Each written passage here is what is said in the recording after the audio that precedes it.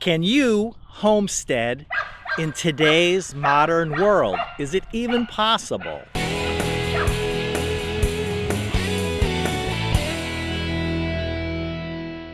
Back on Black Friday, we purchased the Poulan Pro chainsaw for $99, and we made a video about that a while back, and it's been a pretty popular video, and I've been wanting to make I've had it for a while, so I've been wanting to make a video about how to sharpen the chain properly, because I think that'd be pretty interesting. The system that we have for quickly sharpening chains, I like to do it before they get really dull, kind of keep them sharp rather than wait till they get dull and then have to get them back to sharp. But it's been so cold here, relatively speaking. You folks up north, I know with your polar vortex and all of that, we're way below normal. It's sunny, the wind's not blowing too much, so it's not too bad here, but we're way below normal temps. And I know you folks up north are really cold, so I can't really do my sharpen the chainsaw visit, our projects that we want to get to, because doing it outside. I got excited about making this video because the other day, a week or so ago, I found another homesteading YouTube channel called Wranglerstar, and they live out, I think, in the Pacific Northwest.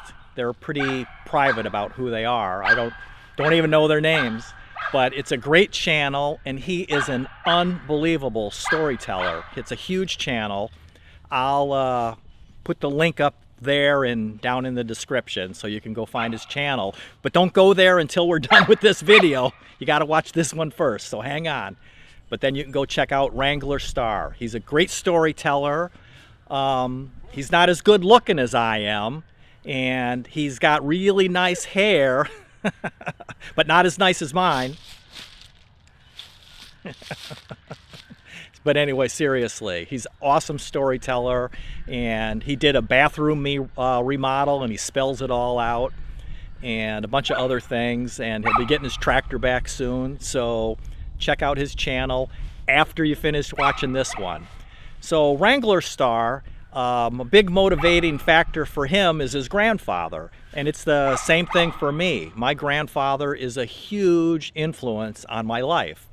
I grew up in suburbia, and he was a Wisconsin farm boy that moved down toward the city during the Depression and all of that, and he had unbelievable values.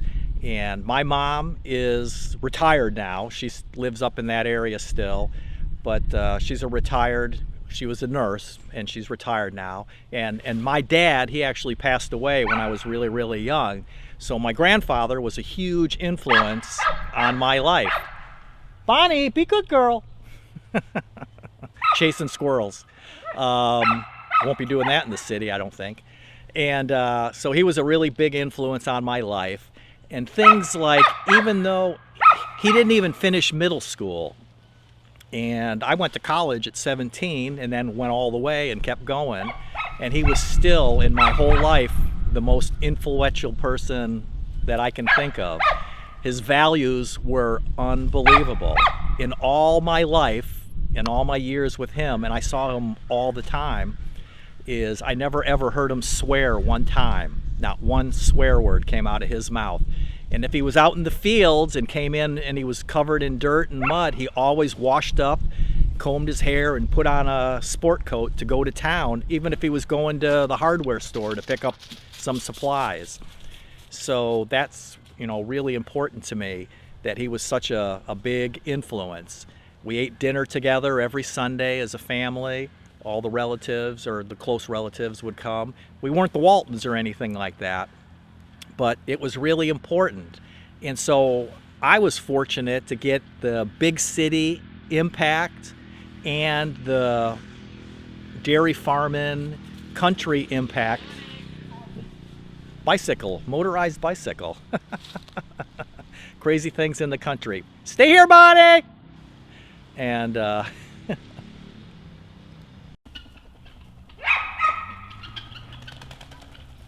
I never saw that before.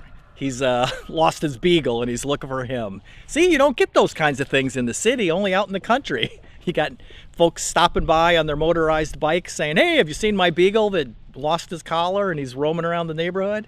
But anyway, so back to the stories. You know, my grandfather, big influence. And so the point of that, and again, Wranglerstar was the motivation for me to even start thinking about all of that, because he's talking about his grandfather all the time, is can you today, in the world that we live in, homestead? And to whatever that means to you. It doesn't necessarily mean being off-grid where you're completely reliant, self-sufficient, and making your own food and weaving your own clothes and everything. But it might just be a window garden with herbs or tomatoes in buckets, or whatever it might be. What level of homesteading is possible for you today? And again, it's, I'm a baby boomer, and back in the early 70s, I always think of that Coca-Cola commercial, where they're up on the hill singing about, being all together, and I'm trying to think of how the words go right now, but it's slipping my mind. But, we all had these hopes of everybody, getting along together. And today it seems like nobody can get along, that everybody's got their own opinion about everything. And so if you want to do something different than what your neighbor wants, they're going to make your life difficult. And I think that you can homestead if you want. And you can just kind of got to keep, in this social media world, keep your thoughts to yourself. Don't tell everybody, all your business. But you can, live on a homestead. You can find some land, and you sort of just, I'm not telling anybody to not do things you're not supposed to do, but just don't advertise things, and have your chickens and have your garden, have your dogs, and do the things that you want to do out in the country. Get your tractor and be self-sufficient and self-reliant, doing the things on your homestead. Maybe you've grown up in the city and you don't have any outdoorsy kinds of skills. That's okay, you can learn them. Again, I was born in a big city, and I grew up in suburbia. And sure, I spent my summers on the dairy farms in our family. And so I like to think I kind of got the best of both worlds with urban life and suburban life and rural life and way out on the farm country life, using the outhouse and all of that.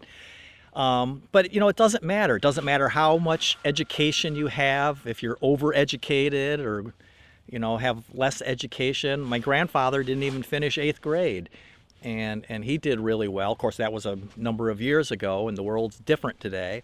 But you can do it. You can live the life that you want to live. And that's the message that we're trying to share all the time, is whatever life you want to live, don't always be thinking down the road. A lot of people are always, only when I get a better job, when I get move to this house or get a better car, or after we do this or we do that. And you're always thinking down the road. Think today, live in the moment. I keep saying, be happy, be fun-loving, and be carefree. And I get a lot of comments about, being in a good mood all the time. And sure, we all have our ups and downs, and the good days and the bad days. But just keeping my eye on Bonnie. Oh, another car going by. Never happens when I'm not doing this, and then when I'm making a video, a car drives by. But so you can do it, just like Wranglerstar's doing it, just like we're doing it. You look at here on YouTube, look for other homestead channels. You'll find a lot of people that in today's world are being successful at homesteading at whatever level they choose to do it. So if you have a friend, yourself, somebody that's interested in being homesteading in today's world, even though it's crazy, divisive, and nobody can seem to get along, you can do what you want to do when you want to do it on your little piece of heaven out in the country. So share this with a friend so they can do what they want to do. Golly sakes, now a motorcycle's going by. You think that we live in the city instead of out in the middle of nowhere. So share this video with a friend that's interested in self-sufficient, self-reliant living on their homestead. And please be happy, be fun-loving, and be carefree. Live life doing it yourself.